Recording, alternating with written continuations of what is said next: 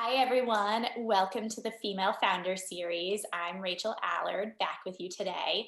Today's guest, I'm really excited. She'll actually talk about it a bit, but she's mobile right now, is Erin Bradley, who's a best-selling author, speaker, trainer, coach, host of the real estate podcast, Pursuing Freedom, and just general expert on how to live a more fulfilling, successful life. So she's going to throw a lot of wisdom on us today. And I'm really excited to have you here. Thank you, Erin, for being here. Thanks for having me, Rachel. I'm excited. Well, awesome. Well, can you, before we dive into, where you are today, can you give us a little bit of background? Take us back to how did you get into this industry? You actually started in mortgage lending, if I'm correct. So a little different than a traditional agent, but tell us your story. Sure. So I still have a mortgage business. And that's where the story began for sure. I am definitely a free spirit by nature. So after college, I moved to Barcelona for 2 years and taught English and, kayaked to the coast of Mexico for a month and did all kinds of things to avoid the real world and the real job or whatever you want to call it. But anyhow, I ended up in Denver, Colorado in '05. And then in '06, I fell into working for a mortgage company. And at the time, I looked at the salespeople and thought, that is the life for me. They look so footloose and fancy free. They get to wear jeans and a t-shirt and do yoga in the middle of the day and then put on a suit for their closings. And I'm like, this is what I want. And so I decided to go 100% commission in '07. And I did so with no strategy, no sales background, no game plan, and frankly, terrified, to be honest, terrified of sales. Like all sales training sounded awful and icky. And I just kind of refused to do it. And as a result, a year later, I was so broke. I was 35 grand in credit card debt. I got a referral for a client and I didn't have enough money for gas. So I had to ride my bike 5 miles across Denver in the heat in July. And I got there early to make sure that, the sweat was wiped off before the client arrived. And unfortunately, the client got there early as well and literally walked up to the counter as my credit card was being declined for a $2 cup of coffee. And I honestly did not know which credit card had $2 on it. So I didn't want to try another card and have it be declined. So I just lied and said it was my debit card. And I was like, well, that's strange. I'm gonna have to call the bank. Anyhow, it was my version of financial rock bottom. And I thought to myself, I'm not going to give up, but I have no idea what I'm doing. And so, I sought advice from my dad, who kind of told me just do whatever it takes. And then I, hired coaches and probably opened more credit cards. I don't even know. And basically, I got some coaching and I was desperate enough to kind of just do the work and muscle through and sort of like hustle and grind it out until I get results. And eventually just kind of doing the work, but not really doing it with any alignment with who I am or authenticity, really. I got results, but it was like, it was sustainable, but it wasn't significant, I guess. And it still felt like a grind. I didn't love the idea that all the activity I needed to do to grow my business was with an agenda that it's to help me grow my business. It felt like very self-serving. And so finally, after 4 years of just plugging along, I read The Go-Giver, which is an incredible book if you haven't read it. And it totally changed my life. It was a complete paradigm shift for me. I completely revamped the way that I was going to grow my business in a way that felt really value adding and, servant hearted. And I went about doing that. And then my business more than doubled the next year. And then it was interesting because I found that the stress of success was almost as bad or maybe even worse than the stress of failure, the stress of being hungry. I was working 24/7. I had a 2-year-old at home. I was pregnant. It was like I was a hot mess. And I almost quit the business because I thought to myself, no amount of money is worth living like this. And luckily, I had mentors that encouraged me not to quit, but I found myself just sucking it up again. It was like I was sucking it up to grow my business. And then it was successful and I was just sucking it up again. It was like I was surviving success. And I'm like, this just doesn't feel like, it doesn't look like what I thought it was going to be like when I took the leap of faith and got rid of the steady paycheck to go 100% commission. So I just got really frustrated and have since become very passionate about this disconnect between achieving financial freedom and experiencing time freedom, or achieving financial success without sacrificing your happiness, your ability to be present with your loved ones, et cetera. And so essentially over the years, I started to build a team, and I still have that team in place today with my mortgage business. And then in 2016, I published the book Pursuing Freedom, which outlines the strategy that worked to grow the business and also addresses the importance of scaling the business if you want to enjoy success, enjoy the freedom that you were seeking to begin with. And then that evolved into a podcast in 2018, and then it turned into a coaching organization where I just do training programs and speaking events to help people. The motto of Pursuing Freedom is that the goal is to build a life you don't need a vacation from. And so in some ways, I feel like I'm living it right now by living in an RV as we travel the country indefinitely, because I'm just like, well, if not now, when? I mean, nobody's judging me for it. It's we're recording this during a pandemic. It's like, everybody's like, good for you. So we're turning lemons into lemonade. That's what we're telling the kids anyway. I love that. And I totally didn't realize when we first started talking that you actually have your two kids with you then. So it's the four of you living out of the RV. Oh yeah, of course. Yeah. My kids are 7 and 10 at the moment. And I overheard my daughter telling someone recently that we're making lemonade out of lemons. And I was like, it's working. This is working. So yeah, we went from, we live in the mountains in Colorado, and we bought a friend's RV, and we left the next day, which was insane. And we made our way to Maine. And then from Maine, we're making our way to Florida, and then potentially across the South and up the West Coast and back. We're not really sure. We might travel for 2 months. We might travel for 6. We're just going to see how we survive, I guess. Wow, that's amazing. I love that. And I love how it's almost not intentional. Like, I mean, it is that you're doing it and you don't have that plan. You don't have that plan for every step of the way. Like, you're just kind of letting yourself see how it goes. And Yeah. so I'm curious, like, to that point, as opposed to having this like grand idea of success, you talked about in your career so far that you've had different goals you've pursued, whether it's just being able to eat, Yeah. to then actually financial freedom, which there's a wide gap in there. So I'm curious if you can talk about what success means to you now, knowing, everything and having experienced everything you've experienced.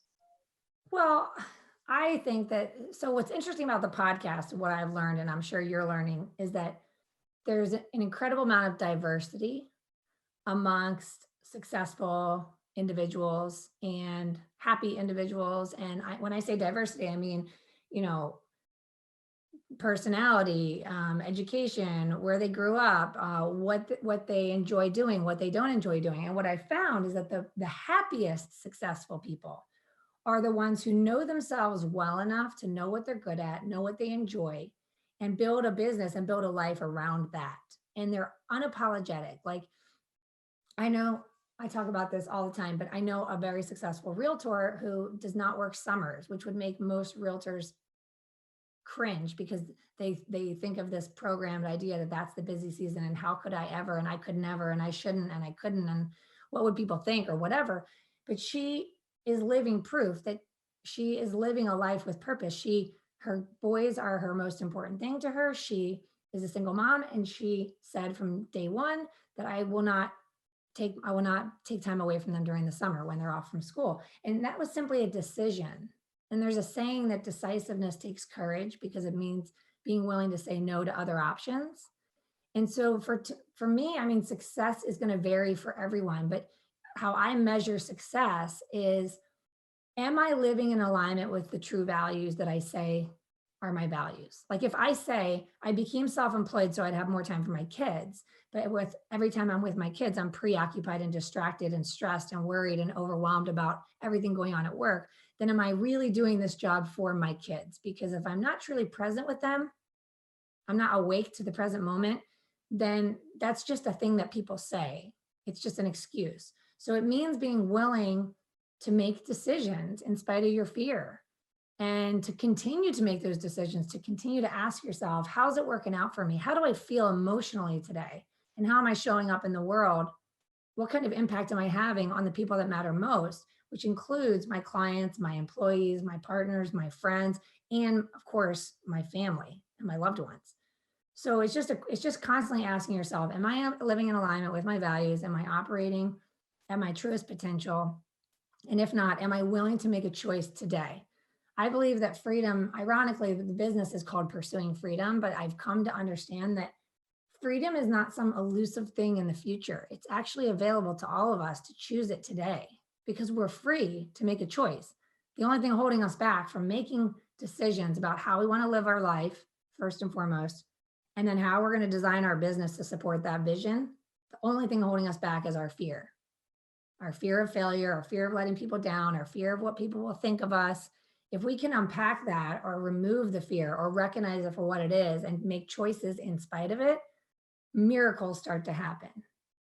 Nothing falls apart, everything falls into alignment, and then you find yourself in flow. You can attract more success and more happiness than you could ever imagine if you're willing to notice your fears and how they're holding you back from making decisions that would support you living your ideal life powered by a business that's organized to support that. I love that. And I think it makes me think about this year and how much of this year has felt out of our control. And, a lot of people are saying, wow, I didn't realize, how much money I was spending on things I didn't need to Mhm. now that I can't go to those places or do those things. Or I didn't realize, what it would be like to actually be able to take a walk every single day. And, you're talking about being more purposeful with that, and recognizing, before we don't have a choice and before we're in kind of crisis pandemic mode, and something is taken away from us. And so I think I'm curious. I applaud that. Firstly, I think it's amazing. And secondly, can you pinpoint a moment for you? You talked at first about having these, you've had a lot of different experiences. Can you pinpoint a moment where you really, that fear, you started to view it as a positive thing, and where either you had overcome it so many times, or it was just something that you were more afraid of, or has it been more gradual? Well, I'll give one example we live in an age where video is encouraged to be a part of your business plan, right? And whatever, if you're an entrepreneur and you want to provide value to your audience, that video is a great medium to do that. And then how many folks are just terrified by video, so they won't do it, or they're paralyzed by the fear of like, well, what are people going to think of me if I put something on social media? You start thinking about what people are going to think of me.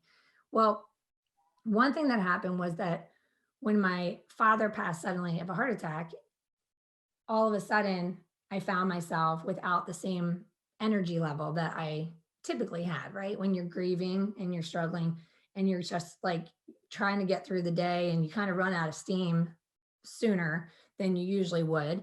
And I remember during that time thinking, I don't have the energy to make a million phone calls to grow my business. But when you unplug for a period of time from your business, then sometimes you come back to it and you realize, oh shoot, I need to pick up the pieces and build my business again if it started to slow down as a result of me unplugging. And so I just remember kind of ripping the band-aid off and thinking to myself, if I could do one live video, it takes me 5 minutes and reach 300 people, that's going to be more impactful than any number of phone calls I can make. And so it was a turning point in the sense that I stripped off, I stripped away the fear because once again, I was in a place of sort of like desperation, I guess.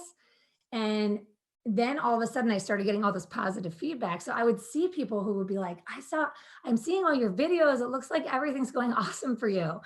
And I remember thinking, this is like the worst time of my life. But apparently, because of social media and it's all sunshine and rainbows, and I'm making the effort to do a 5-minute video, I've now created a perception that everything is awesome in my life. And I remember thinking, gosh, imagine like how our fear holds us back from taking that kind of action, and how that is now creating a positive impact on someone's life, whatever the messaging might be.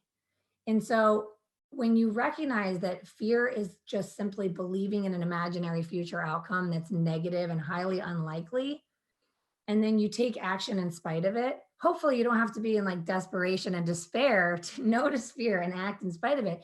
But what I can say with hindsight is that anytime I've been paralyzed by my own fear and acted in spite of it, and then received the positive feedback or seen the results that I get as a result of pushing through the fear, that propels me into activity because you become sort of addicted to the feedback or addicted to the result. And so, yeah, I do believe that acting in spite of your fear is a skill that can be honed and developed over time. Um, I also think it's important that using that very example, if you're listening, you're someone who's thinking I should incorporate video in my business and I'm not doing it because I'm afraid of how I look or I'm afraid of what people would think about me. What I would encourage you to do is just act anyway, because you're not going to wake up one day camera ready. You're not, the fear won't go away. And the other thing is that there's nobody on this planet that doesn't experience fear because it's a human emotion or it's a human attribute to have fear. So you're not, there's nobody that you admire that doesn't experience fear. They've simply built a muscle around acting in Link spite of that fear, noticing established. it for what it Mic is off. and saying, oh, I know you, that's just my fear, but I'm going to do it anyway. And then that's something that you can develop over time. So don't wait for the fear to go away. Notice it for what it is, take action anyway. I love that. I love that you mentioned also the affirmation and leaning into that. And then also the fact that everyone experiences it and everyone is presuming, what the other will think. And very rarely is that the case. You're talking a lot about mindset, and so much of the work that you do is on mindset.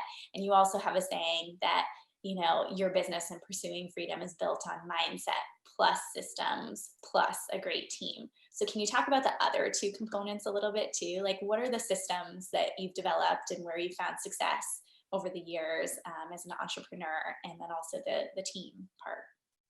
Well, that's a great question because, as I mentioned in the beginning, I am a free spirit at heart and I love spontaneity and I kind of avoid structure and systems as a natural byproduct of my personality. I'm not your high details person. However, but I care a lot about people. So I care a lot. So in the early years of my business, before I had a team, when I found that I was working 24/7, it was because I wouldn't want to let somebody down. I cared a lot about the client and their experience. So I forced myself to become good at details. I kind of dragged my feet on creating good systems for quite some time and was just kind of flying by the seat of my pants, thinking that having a schedule, having structure, learning to master single tasking and time blocking and all these things that help us accomplish a lot in the same amount of time as everybody has, but seemingly able to accomplish more in some cases. All of this structure, systems, scheduling, time blocking, all these things that I avoided, once I embraced them as a necessary survival technique, if you will, when you're doing a lot of volume, you need to get more organized. I found that a little bit of structure is actually liberating. So where I might have had a perception of structure suffocating my freedom, I found that structure actually creates my freedom because it's black and white. So when I know what I need to do on a daily, weekly basis, and when I've done that, I can now give myself permission to go enjoy the freedom and be present in it.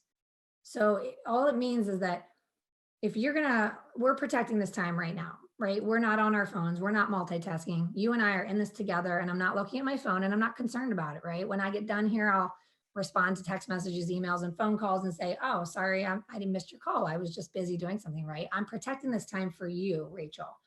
I have no problem doing that. Most of us don't, right? Most of us are unapologetic about being unplugged from our phone when we're genuinely in a meeting with somebody else.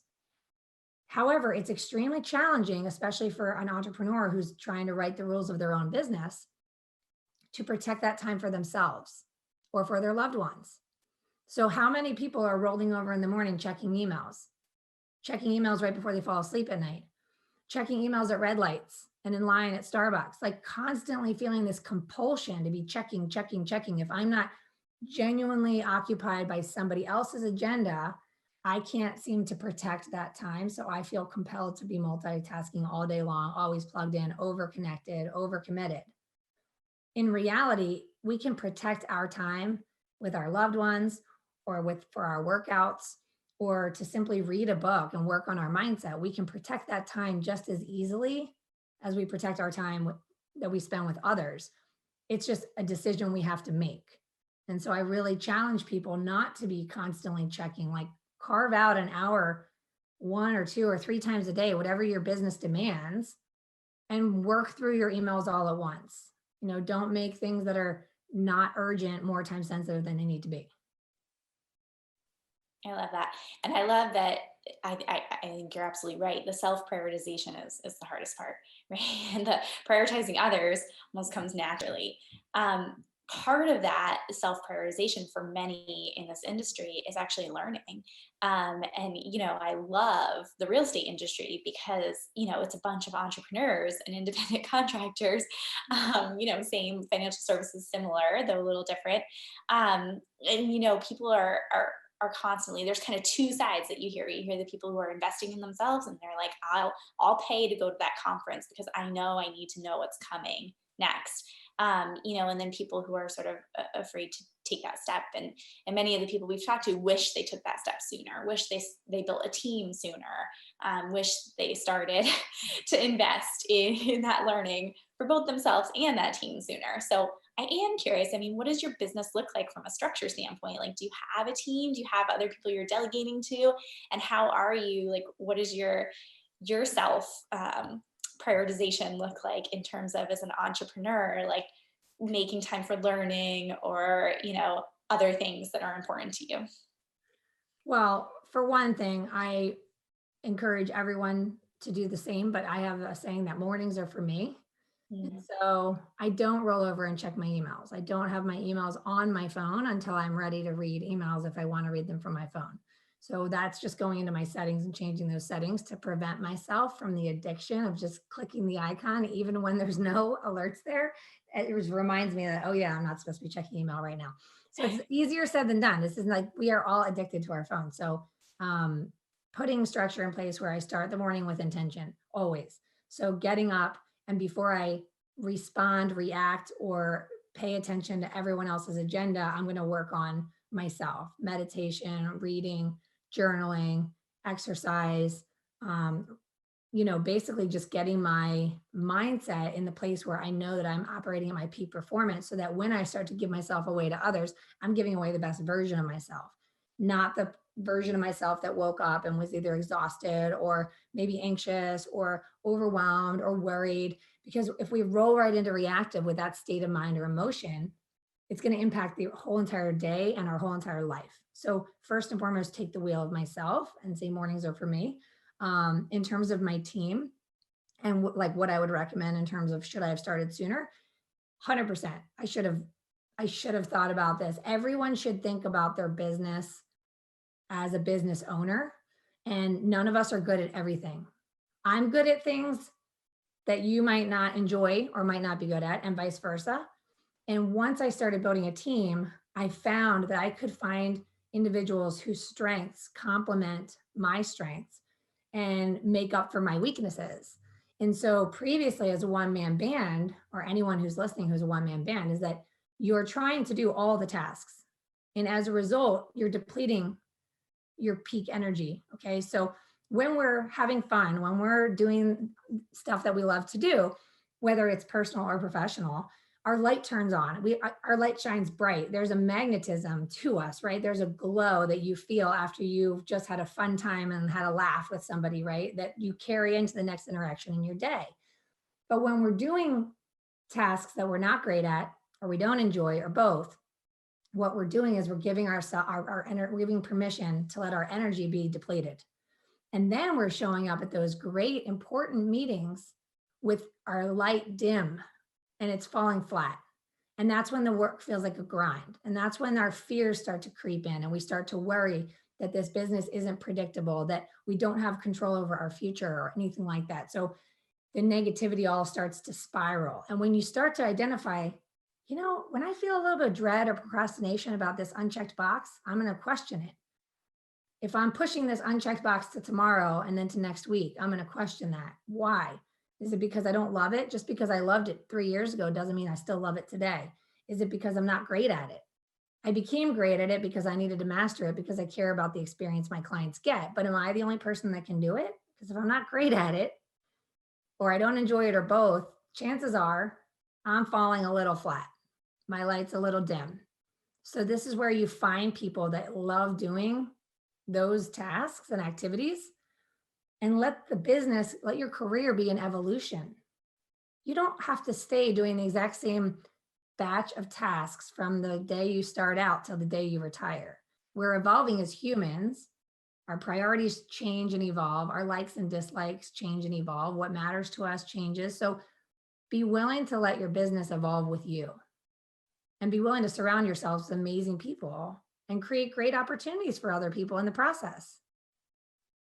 So I don't know if I answered your question, but my team consists of an incredible, they're all my friends. I have hired my friends or they've become my friends.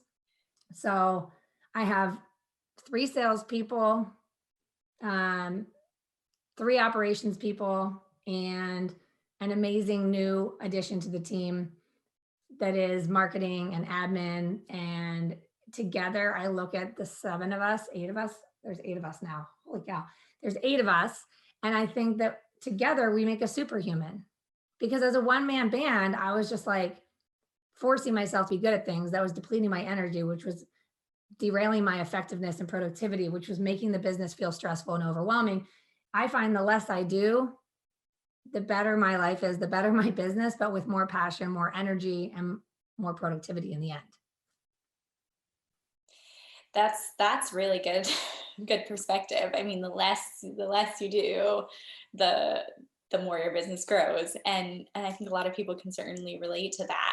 At the risk of saying, adding more onto that, now that we're talking about less, you have accomplished a lot so far in your career and starting your business, and with the success of pursuing freedom and your 8 employees, including yourself. So what's next for you? What are the next couple of years? I know this year has been like unlike any that that anyone could have predicted. And what are you hoping to achieve that you haven't yet? Honestly, my primary focus is to positively impact the lives of as many people I can and help other people, including the people on my team, believe that they too are capable of creating a life they don't need a vacation from, and inspiring people to choose life, to choose to know what matters to them, and then to be willing to be decisive around what they're willing to do with their business, what they're unwilling to do, and to do so kind of unapologetically and without fear of failure or fear of what people will think. Because I find that as I mentioned earlier, the happiest successful people I know, they know who they are, they know what they like to do, they know who they want to serve, and they're not letting the fear of letting people down or the fear of losing what they build or the fear of what people think hold them back from having boundaries, having focus, and having fun. I mean, that's really what it's all about. It's like the less I do the things that I know I'm not good at and I don't enjoy, the more fun I have. And the fun is what creates the attraction. I can attract the results I'm seeking. So what that looks like is pouring into my team members, giving them the resources they need to be successful without letting the business rob them of their ability to live life to the fullest. And then with the speaking and the podcast and the coaching is to just continue to try to get this message of it's not one or the other. You don't need to suck it up and survive success. You need to enjoy success, and you need to forget the fear and believe that growth in your business and financial freedom is something that you can choose starting today. You can create predictable growth, and you can do so without the expense of your livelihood and your happiness. It's not someday in the future that you're going to enjoy freedom. It's today. It's choosing it now, and then making decisions one day after another to make sure that you're subtracting the stuff that doesn't serve you and putting more energy into the things that do. Right? Because sometimes it's just as important to say no as it is to say yes. Mhm. Oh, yeah. Well, and I love, in looking at your website, and for everyone out there listening, go to pursuingfreedom.com. For everyone out there listening, you do give some really actionable advice, and you have some really concrete strategies for the how of everything you're talking about, how to actually make it happen. Part of your business is still involved in real estate and passive income through investment income, still the lending, obviously the coaching, and as part of that you do a lot of marketing and outreach for yourself. And so I'm curious sort of what your top strategies are, if you can share a couple of tips here for either, you already mentioned the Go Giver as a book to read, but books to read or marketing strategies to adopt. Video you mentioned too. revenue streams, diversification. Like if, you're looking at, or you're talking to entrepreneurs out there now and saying you should do these three things, what would be some of those top things? Well, there's tons of free resources on my website, and I honestly think that they are applicable to anyone, not just if you're in real estate. Although that is the market that I've been teaching in for a long time. But there's a time tracking tool there where you track everything you do on a daily basis. Like just carry it around with you for a week and pay attention to everything you're allowing onto your to-do list, onto your calendar, responsibilities, tasks, commitments, you name it. And then I want you to look back and ask yourself, how do I feel emotionally about that particular commitment?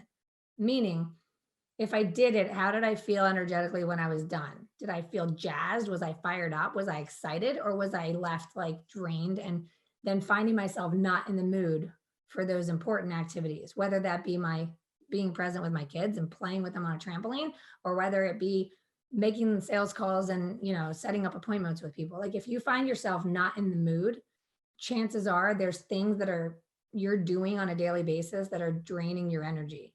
And if you can get clear on which activities energize you and which ones deplete you and manage your energy, make that your primary focus, what you'll find is more that flow, that you'll find more joy, you'll find more fun, you'll be more effective and with less time. And so the primary goal is to do more with less effort, right? Less time. So in order to figure out what you need to get rid of, you need to know what you're doing. So first step is awareness and tracking. The second step is analysis, like examining how these things make you feel. And then the third thing is figuring out if do they need to be done at all? Do they need to be done by you? And if they have to be done by you and they have to be done, then can you batch those activities? Be aware of what plowing through your to-do list and doing minutia, how does it make you feel? And then schedule in something rejuvenating after that in advance of going to those important meetings and interactions, or in advance of going home to see your loved ones, if that makes sense.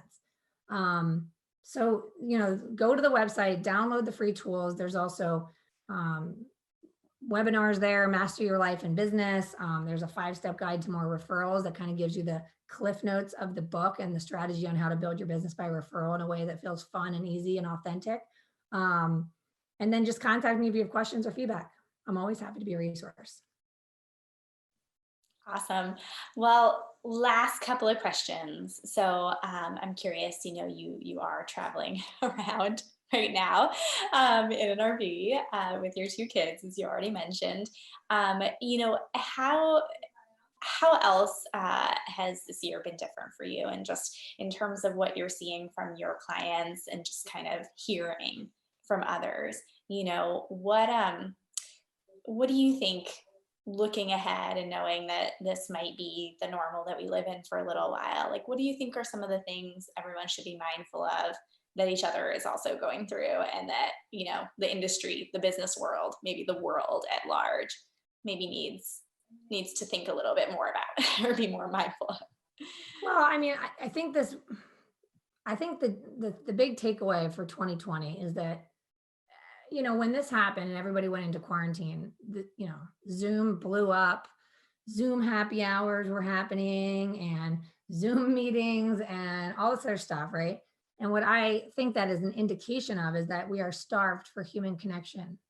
So whether it's in your personal life or your professional life, don't allow the heaviness of our external world hold you back from making those connections, to reaching out, to being the lighthouse in somebody else's storm by caring and showing up. So if you're in a sales role, don't hide behind the negativity of the external world and be afraid to reach out to your clients or your friends and family. Reach out to them and know that they're starved for human connection, and that phone call is going to mean something to them. To have a conversation about how they're feeling is going to be therapeutic for them, and connect, and I always joke that I think I manifested COVID because I made my number one goal for 2020 family first. And I got a lot of that, and now we didn't have this trip planned. This all came about because we decided, in the summertime, we signed the kids up for a homeschooling program, like a distance learning school. rather than try to put them in and then have them be sent home and then put them in. So we decided already we were going to do this homeschooling thing. And then we thought, well, it might not be easy to do it from an RV on the road from wherever, but you know what?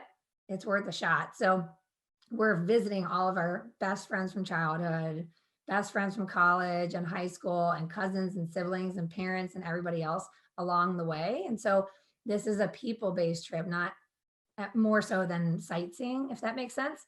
And so that to me is like this realization that those relationships that matter. You know, you always say someday I'd like to go see those friends of mine that have a place in Maine, or someday I'd like to go, to Florida and visit that relative of mine that lives at the beach. And then someday becomes never. Same with taking an RV trip around the country. It's like, that'd be cool to do someday. And then someday never happens. So it's like, I don't know. I think that this year has taught us all to kind of just like take the wheel of our life and business and forget about someday and think, why not now instead? And like live on purpose. Prove that you want the freedom and flexibility you were seeking when you started by choosing it and then demonstrating it. And you might just find that nothing falls apart when you act in spite of your fear. I mean, it is terrifying to say to your clients and colleagues that you're going to do something like this, but I don't know. I figure if nobody really is judging me, I hope. I think most people are kind of happy for me, but it's a little crazy. I'm not gonna lie. Well, I love that. I mean, you mentioned earlier that you hired your friends and, the team of you, you're really close. And when you look at, your reviews and people you've worked with in the past, like it becomes very clear that, you've been friends first with a lot of people and put the relationship first, and then ended up working with them, and then they ended up working with them. And so I do think, that there's a lesson there in terms of maintaining those relationships and putting those relationships first. And this has been really really good reminder, this conversation, of that. Before I let you go continue your adventure and get on to the next work you have, I just want to ask, what one advice, what one thing would you say to your younger self now today, knowing that everything you've done has led you up to now. And so a lot of people, talk about, I wouldn't redo anything. And without necessarily redoing, maybe if you could be there to lend a little bit more helping hand, or give yourself the wonderful advice you're sharing with us now, to yourself 10, 15 I years mean, ago. honestly, I think it's just to forget fear. It's Mhm. irrelevant. It's not your actual reality. Fear is a worry about a future imaginary outcome that hasn't happened yet and is highly unlikely. One of the other things I failed to mention is that I started my business in 2006 in Denver, but then in 2015, we bought a condo in the mountains, and we were there every weekend, and the kids were like 3 and 6. And we said that someday we might move there when the kids grow up. And so again, it was kind of a why not now conversation, because nobody knows what the future holds. This year has proven that. Nobody could have expected this. And so we decided in 2016 to move up to Winter Park full time, and under the idea of why not now? And what's the worst case scenario? So forgetting fear, right? And doing it anyway. And nothing went wrong. Everything went well. And in fact, life just got better. And so every time I felt fear and acted anyway, I've seen our life improve in a huge way. And it's proving to me that miracles are available to each and every one of us if we're willing to notice fear for what it is, which is a fake imaginary outcome in the future, and then to choose life. Like choose happy, choose life, choose love, and then go with that and let that be your strategy. And then you can organize your business to make sure that it's supporting you prioritizing life.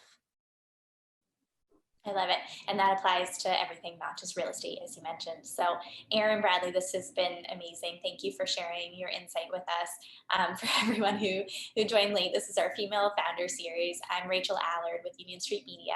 We're here with the founder of Pursuing Freedom, Erin Bradley, and check out her website. She's got lots more goodies there, and knowledge for you all. So, Don't thanks. forget to say hi to JoJo.